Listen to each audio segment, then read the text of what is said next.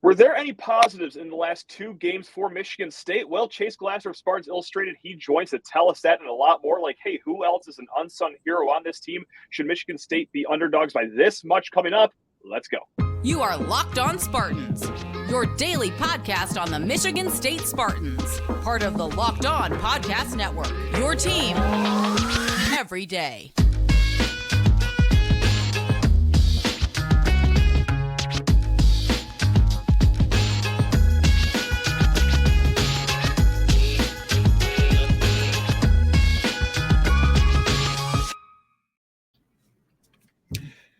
Today's episode is brought to you by Jase Medical. Empower yourself when you purchase a Jase case, providing you with a personal supply of 5 life-saving antibiotics that treat 50-plus infections. Get yours today at jasemedical.com. That is Jase medical.com. And, well, it kind of rhymes with Jase. It is Chase Glasser of Spartans Illustrated, the man, the myth, the legend. You guys already know who he is. This guy's on weekly. Just keep dragging him on here until he disagrees to do so. Chase, how on earth you doing, man? You doing okay? Awesome. Doing great. Hey, we'll take it. There we go. And if you're on YouTube, I mean, you guys might appreciate Chase is suited up, ready to go. He's got the suit coat on. He's got the collar shirt. Yeah, I'm wearing my Sunday's best too. I got the home field apparel on, but I'll talk about those guys more in a little bit. Good stuff. You know what else is good stuff, Chase, was enjoying a Saturday and not just being upset at a game that college kids are playing. And I want to kind of progress that positive energy into this week. We all know the situation at hand here. Michigan State, 2-3. They've lost all 3 games against Power 5 opponents. But, however, we're going to try our best to steer this in a positive direction here. All right, I think everyone in East Lansing knows by now that this isn't necessarily the season we were all hoping for. But let's just focus on the good times here because, look, on paper, I just got 2 quick things here. The last 6 quarters, just 2 touchdowns given up by the defense. And also in those 6 quarters, 3 turnovers generated by that defense as well. And, 3 might not seem like a large number, but compared to last year's team, that is a markedly higher number than what it would usually be over a 6-quarter span. So just off that, set the table for you, Chase. Anything that has stuck out to you immediately as a positive, whether it just be the Iowa game or if you want to bleed in a little bit to the Maryland game as well. What are you liking from Michigan State so far? Yeah, I mean, so let's start on the defensive side of the ball, right? I think the defensive organization has been markedly better this year than last year. Doesn't necessarily mean that they are more effective, that the defense is fixed, or that this is a necessarily good defensive scheme. I have made my thoughts on all those things pretty clear, but it's more organized than it has been. And I think that that's pretty clear. People are staying in their assignments better. As far as an individual kind of one-on-one, you haven't seen the kind of unit dominance from the defensive line that maybe you've wanted. But overall, I think the defense has generally been more organized than in the past. Washington was really, really effective at exploiting some personnel and schematic disadvantages, which I wrote about as far as, some switch routes and putting people in positions of conflict and making it so that whatever the defense did, they were wrong. That will continue to be an issue. I do think Washington was somewhat uniquely situated in their ability to exploit that. But just kind of the general organization of the defense, I think, is better. You've seen a little more complexity from the defense. The double A-gap blitz is back. That's a big D'Antonio thing. You've seen more simulated pressures. You've seen some defensive ends dropping into coverage. The efficacy of those things are kind of up for debate. They can be questioned, but the fact that they're happening, I think, means that there's a little bit more schematic diversity, a little bit more confidence in this defensive structure. So yes, I would expect it all to get blown up next year and for us to be learning a new defense and everything like that. Yeah. But you can see more cohesion there. Angelo Grose is somebody who's taken his large share of arrows, and I think that it's been fair and deserved. But he's been sticky this year. He's played well. Yeah. He's been pretty physical in the run game. Had a really spectacular interception against Maryland. Has been playing his assignment well. Dylan Tatum is a guy who's been really good. I still think he's playing out of position, but he's playing quite well. He's sticking with guys. He's in position. And I think he's playing quite well. So I think that those are people that you can look at and say, this is a positive.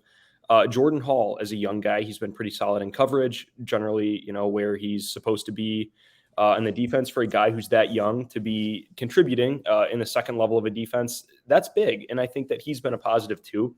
He will get burned. It's going to happen. And that's okay. Sure. So I think, defensively, there's that there. In the kicking game, I mean, hello, right? Jonathan Kim, I believe the largest or longest field goal in Kinnick Stadium history, if I'm not mistaken, and he's been extremely efficient. I think he hit one from beyond 50 or 48, something like that, against Central as well. That's a bright spot. The punting has been pretty darn good, except for that one when it wasn't against Iowa, which was situationally pretty tough. But obviously, you're going to have a drop off when you lose Bryce Behringer, who may be the best player on the New England Patriots. Right. Yeah, that's not a joke either. Right. that's unfortunately serious. Yeah.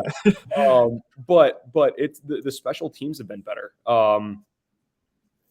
I guess from a personal performance standpoint. Now, tactically, we had kind of the inverse of what happened in 2021 against Nebraska, where it looked like Michigan State did a directional punt against Iowa and everybody went the wrong way. But I mean, Jonathan Kim, he's been good, and that's been good. So and then you look at the offensive side of the ball. The offensive line has not been the unit that I think people wanted it to be. But again, I think you have something that's beginning to approximate the 2021 offensive line, which, to be clear, was not good. That was not a good offensive line. But what they were fairly deep, and they were generally in the correct positions within their assignments. So they may be getting their tail kicked one-on-one, but they're generally in the right area, and you have a fantastic running back who can kind of erase those mistakes. That's good, right? So you've got that. Nathan Carter's a guy who I think's been excellent. He's a player. I think he's got some more eligibility, so that's good. And against Iowa, I wrote my piece about it. He did a lot of work in the counter game. MSU was able to put in a pretty substantial counter package, which is good. I think that speaks to a couple things. The first thing is that the team hasn't quit. They're still installing new stuff and running it at a pretty high level against a pretty salty defense. And what that is basically is it's a counter step. So a running back is stepping one way and then going the other. And then a lot of times you're going to have offensive linemen who pull, or maybe a tight end or two tight ends who pull to normally kind of shoot you outside one side of the defense. And Michigan State ran that quite effectively against Iowa, particularly in the first half. That was something that was really effective. And then Michigan State was able to do some pretty good constraints off of that. There was a quarterback power that I think may have had a pitch relationship with it, that they ran for a big conversion on third down. There was a kind of RPO that they ran off of that. And then there was, they did an orbit motion where they just flung the ball out to Tyrell Henry and kind of let him get free yards. So offensively, you're seeing some schematic innovation. You're seeing opponent-specific game plans. And that counter package, that's not something that MSU's really run that much. They had a pin and pull, they had a counter in there. That's good stuff. I mean, that is really positive stuff that can be taken away from that. Obviously, it's not enough. We all kind of know what's going on broader in the more meta scheme of it all. But there are positives that you can take away. And I think that when you're having a season like this, that's what you can take away from it. You watch specific players and watch Nathan Carter run. I mean, he runs angry, and you can tell and he's certainly someone who hasn't given up on the season. He's still working, he's still fighting, and look for players like that for reasons to stay engaged. And I got to just, say this about the offensive line too, because, we've been pretty hard on them, and rightfully so in most cases, but I do have to give a nod to their pass blocking at least. Absolutely. And, they didn't let Iowa get any sacks on them. And I know that this is an odd year for Iowa. That's actually really not, that great, because Iowa has only had 3 sacks this year, something crazy like that. But still, throughout the whole year, it has been solid enough pass protection. And, well, Chase, if you're going to break in a new starting quarterback this week and have Piscataway, it might be a good idea to keep him on his feet. We'll get to that here in a hot second. We're going to do hey, unsung hero, who's not getting enough shine. Then we'll go into quarterback talk here. But Chase, first, I got to send you to the bench because I got to talk about Jase Medical some more. That is right. You guys already know it. It's the Jase case, Jase case from Jase Medical.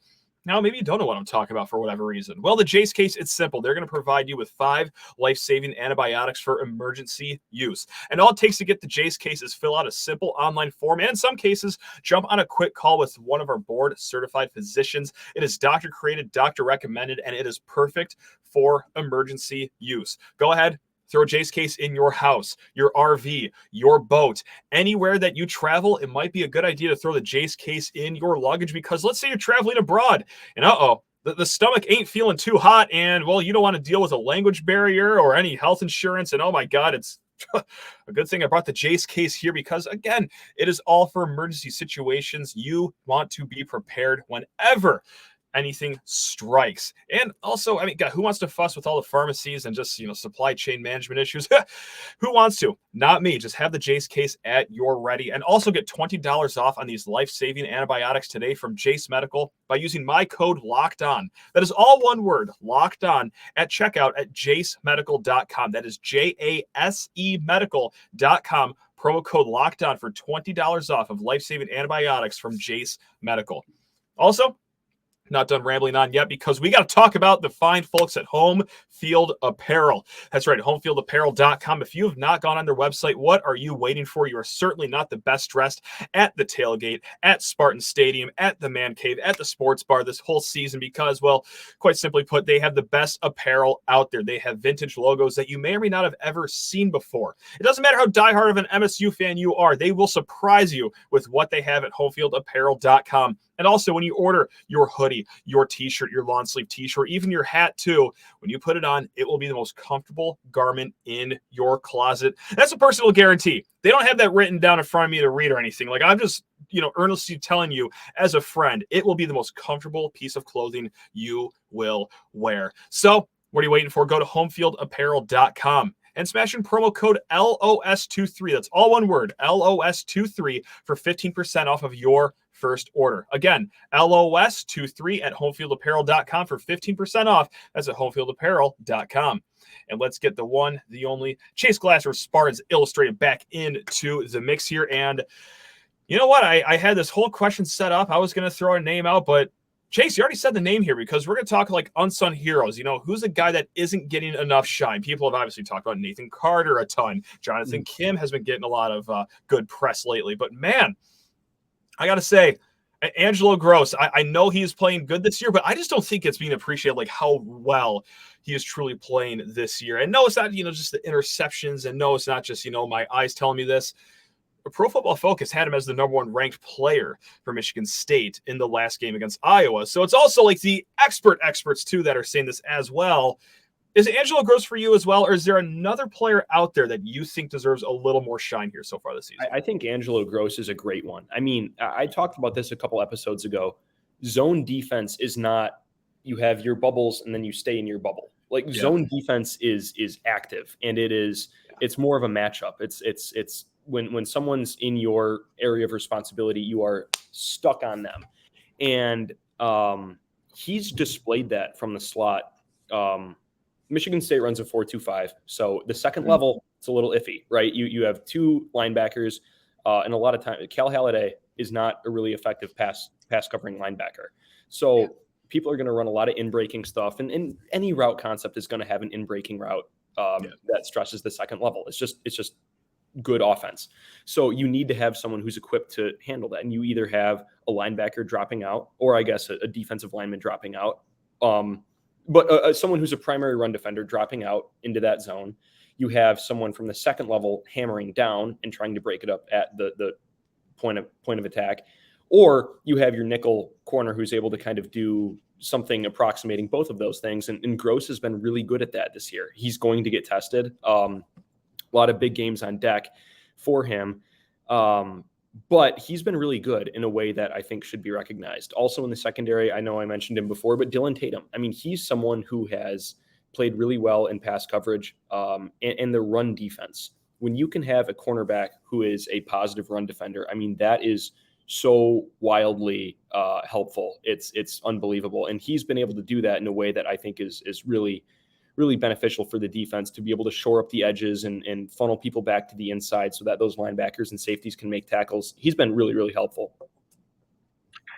Sorry, technical difficulties here. I have no idea what's going on, but we're just going to chop through it, I guess, here.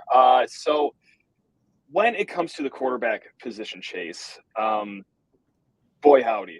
We've got some maybe excitement coming up here going on in Piscataway. It has been heavily rumored that, hey, Katin Houser is going to be stepping in as your new quarterback here in Piscataway. I know it's been a very, very small sample size for Katin Houser. He's had some good glimpses where, okay, you can see those 4-star throws. You get why he was in Elite 11 and all of that fun stuff. Yeah. And Will, you have the what should have been interception against Central Michigan, and then the interception on the screen pass against Maryland. And we can argue all day and long about whether that was the dumbest play call you've ever seen or the second dumbest play call you've ever seen. But like, regardless, still you sailed the screen pass and it was intercepted. But yada yada yada. What can you comfortably say about Katin Houser? Like, what do you know in this small sample size, or even as an expert like you, are you just like, I don't know, there's still a lot out there that we're still unsure of? Well, first of all, I hope everybody was able to hear me. I don't know. We had some kind of technical issues there. Yeah, sorry about that. My browser just shut down midway through your sentence. So I'm like, oh, that's good. This is going really well so far. The gods are liking our positive conversation. Yeah, the upshot was that Dylan Tatum has been good at run defense, which is really helpful when you have corners who are able to do that. But yeah, Katin Houser, what do I know about him? I know he's young and I know he's talented. So I think what you've just talked about is probably going to be a lot like what we can expect. He's going to make some really, really bad mistakes, and he's going to make some really good plays. He's highly rated for a reason. He's playing behind an offensive line that has a proclivity to protect them, and in the passing game at least, and he should be able to be an effective quarterback. It's hard to prognosticate, exactly what he brings to the table. Right. With him. I don't know if his legs will be used as much. He doesn't. I know Kim, that was an asset that the coaches really liked, was his mobility. But Houser's also not 175 pounds soaking wet, right? So there's that. I think look for things that are kind of opponent invariant. Can he ID defenses? Is he putting the ball in harm's way? Is he, is there arm strength? Is there decisiveness? Sometimes there will be, sometimes there won't be, right? Like, he's a young quarterback. He's going to get confused. So cut him some slack. Don't overreact. Don't be too quick to write him completely off and things like that if things don't go well. And if things do go well, don't also overinflate expectations where, you're kind of setting him up to fail. It's a young quarterback. It's going to be a roller coaster. But I think it's exciting because if he's someone who you can get to stick around, that's someone who you can build a program around, hopefully. So it's going to be interesting. I think MSU is probably going to help him a lot by running pretty simple pass concepts. I don't think they're going to be putting too much on his plate. I think they would be wise not to. And frankly, I don't think they have to. Rutgers has a good defense, but I'm not overly concerned about their ability to pass the ball downfield with regularity.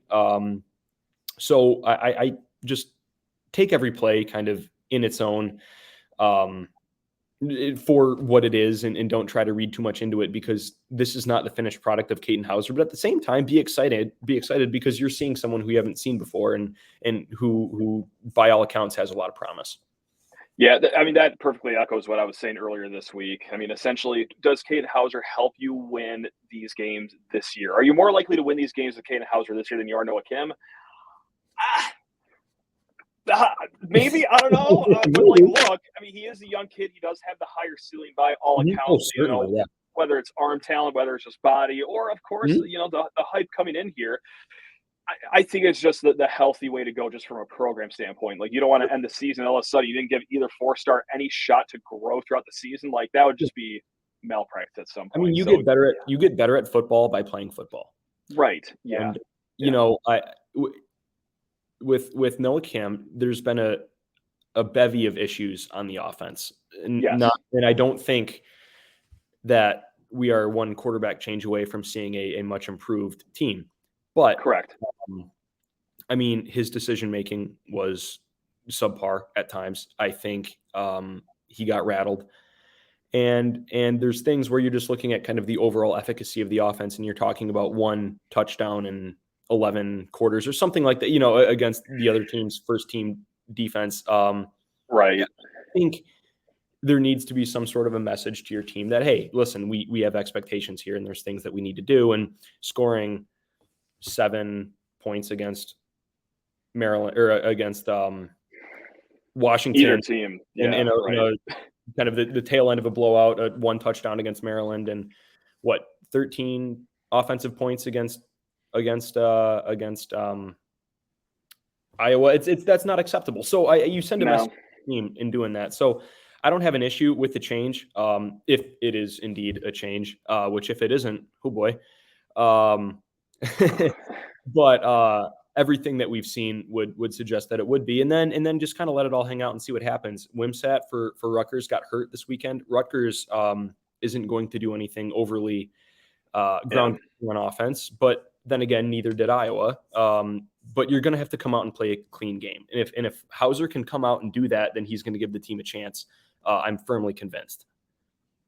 And let's talk more about that game, but here in a hot second, because Michigan State pretty heavy underdogs in this game on the road. But before we get to that, hey, you need to talk your ear off about PrizePicks. That is right, the best in the daily fantasy sports game. If you want to spice up NFL Thursdays, NFL Sundays, NFL Mondays, but hey, you're also pretty excited about the NBA season starting. And then, oh my God, there's the MLB playoffs going on too. I want to get on all the action at once. PrizePicks. Just go to PrizePicks. It truly is that easy. These are the best games to play when you're just sitting on the couch or at the sports bar, or hey, maybe even in the stadium yourself. You can multiply your money times 25 this football season. It is so easy. Just select 2 or more players, pick more or less on their projected stats, and place your entry. Sit down, watch the game, enjoy it. I mean, it truly is the best way to enhance watching the game. If it's 2 teams you don't care about, like on Monday night on the couch, I'm watching Packers Raiders. I don't care about either team, quite frankly, but hey, I had the under in both Jordan Love and Jimmy G passing touchdowns. And yeah, that's right. Just multiply your money by a little bit. And just like I said, too, you can combine sports. You can mix in some football with your MLB action, your with your NBA action. Do it all at PrizePicks. Go to prizepicks.com/lockedoncollege and use code LOCKEDONCollege. That's all one word for a first deposit match up to $100. Again, prizepicks.com/lockedoncollege and use promo code LOCKEDONCollege for a first deposit match up to $100. It's PrizePicks, daily fantasy sports made easy. And let's get Jase Glasser back onto the show here. Once again, stick around for all 3 segments. Even though my computer tried to crash our way out of this conversation, we are sticking around here. Look, I figured as much that Michigan State would not be favored on the road here. I thought that, all right, Michigan State plus 2.5 would be the line here. Mm-hmm.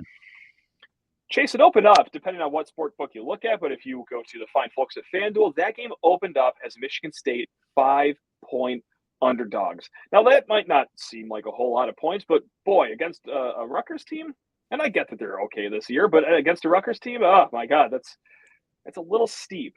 Were you surprised to see that line, or were you like, no, Rutgers' defense? That's nice English right there. Rutgers' defense is really that good. I'm going to stop rambling. I sound like a lunatic right now, but I guess, were you surprised to see it that big? Yeah, I was. I mean, listen, I think that this game's probably going to play out a lot like Rutgers did last year, where it's just kind of a rock fight of a game. It's not pretty, and Michigan State wins 23-16 or something like that. It was ugly, yeah. So it's I don't know. I don't think Rutgers can score. I mean, they were not able to consistently move the ball against Wisconsin. They got one kind of freak play against Michigan in which a cornerback and a safety both fell down.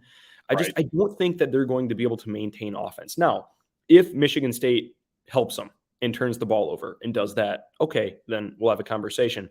But I don't know. I've said for 3 weeks that I think, Michigan State's been undervalued, and I've been pretty roundly proven wrong every time, but I don't see it. I continue to not see it. I know. It sounds crazy. I don't know. I don't think Rutgers can score. I mean, listen, if we're having a conversation next week going into Michigan and Ohio State with staring down the barrel of like a 31-13 loss to Rutgers, okay, then, it's maybe time to panic and freak out a little bit. But I don't see it. I really don't. I don't think Rutgers is going to be able to maintain an offensive presence in this game. I really don't. I I don't. So yes, I'm surprised.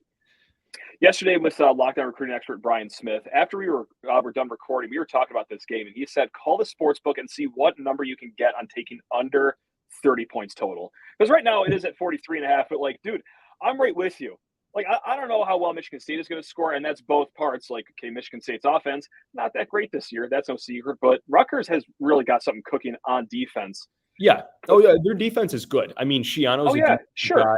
They recruit well. They have a solid pass rush. They defend the run well. They're sticky in coverage. Yeah. No, they have a good defense. I definitely think points are going to be at a premium. But man, I don't know. I don't know. I know. Is it just the turnovers though? Because that's something that Michigan State has been really good at the last few weeks, is just turning the ball over. And I know that every single game afterwards, we get Harlan Barnett saying, "Oh, once we clean these up, we're going to be a good team." It's like, well, what if that is just who you are though? What if you are just this turnover prone team? Because Harlan, I can't do this for a fourth week in a row of you getting up to a podium and saying, "Oh, once we clean all this up, it'll be all good in the hood." Like, maybe that's just part of your identity here. And so I think that is what is really spooking me, because again, just like you said, it's not like Rutgers has a great offense. They had 4 drives in their first 5 against Wisconsin. They were just scoreless. They were 3 and outs. Like they were. I mean, let's talk about those turnovers for a sec, because I think fumbles are largely luck. Okay. Like I really do believe that. Yes, some people are better at ball security than others. Like, okay, Stephen Ridley for the Patriots, he had a fumbling problem. Like that's why he didn't stick in the league, right? Like, yes, but largely I think fumbles are pretty luck variant. So kind of take that out of it. Just kind of thinking Noah Kim interceptions off the top of my head. You had a slant against Washington where he just tried to look off a linebacker and planted it right in his chest plate. Okay, don't do that. If you have a linebacker planted in the hook curl, you don't throw a slant. You can't do it, right? Like you try to get behind him, try to throw it in front of him. Don't do that. Yeah.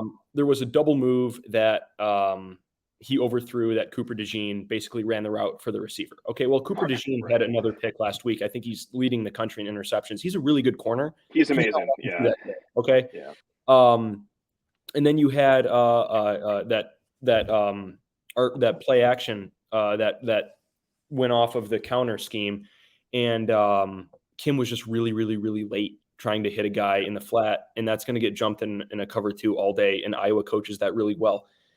I guarantee that those have been points of emphasis in the bye week. I guarantee that if Houser is the starter, there's going to be a script for him, and I would imagine you're not going to see those again.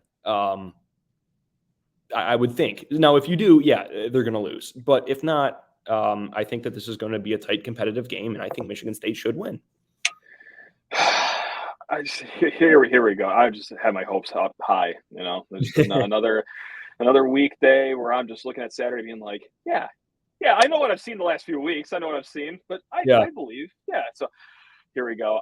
Now, Chase, we are legally obligated to bring up Urban Meyer's name for at least 90 seconds every single show. If not, every single sponsor is going to pull their money out of the Locked On Network. So, Chase, 90 seconds on Urban Meyer. Do you have any take on Urban Meyer to MSU whatsoever? Because, God, it's still nearly 2 months until we can wrap up this coaching chat. So, like, let's just burn this candle while we have it. Okay, so first off, I read the On3 Rivals we are Rivals in 24/7. Yeah. A lot of discourse about Urban Meyer. I don't get into divulging stuff behind paywalls and stuff. You subscribe for that. But I will say on Spartans Illustrated, something that we have that I have not seen replicated broadly amongst the other sites is we have a lot of coverage about the Urban Meyer situation, with sourcing coming directly from people within the halls of power in the athletic department. Now, the obvious caveat is that things can change, subject to change. Nobody knows everything, but there is a level of insight that we have that comes directly from the athletic department and sources therein about the Urban Meyer situation, not about people who may have known something or someone, but direct commentary on Urban Meyer, his viability as a coach, and what that process is looking like for Michigan State right now. I would encourage everybody to go look into that and subscribe over on Spartans Illustrated, because we have insiders who are really good. But about Urban Meyer, something that has been thrown around a lot is like, okay, well, we just need to raise the flag and then we're competing for national titles. It's not that simple. Shoot. Oh, man. let's say that Urban Meyer's hired. What you will see immediately is an uptick in recruiting, an uptick in altogether cohesion and organization within the football program. You will see that right away. But what I don't think that you're going to see, that I think has not gotten discussed enough, is the fact that the Urban Meyer that you're getting is not the guy that was tearing up college football in 2013, 2014. If you look at what he did in 2007 and 8 when they were winning national titles in Florida, they were basically running the triple. Okay. Mm-hmm. And then when he was at Ohio State, when those teams were super good, he was running the power spread, where you had a guy, JT Barrett's the one that comes to mind the most, just because he was the longest tenured. You had a guy who was a functional passer, but they had a pretty undeveloped passing attack, but they had an 11-on-11 run game with a lot of reads, simple throws, and they were able to just torture teams. They'd stay on the field, and if it was 3rd and 1, you're getting quarterback power and they're going to pick it up. That power spread was effective, but it got pretty soundly defeated by Michigan State in 2015, Michigan State in 2016. That pretty rough Michigan State team in 2016 should have beaten Ohio State.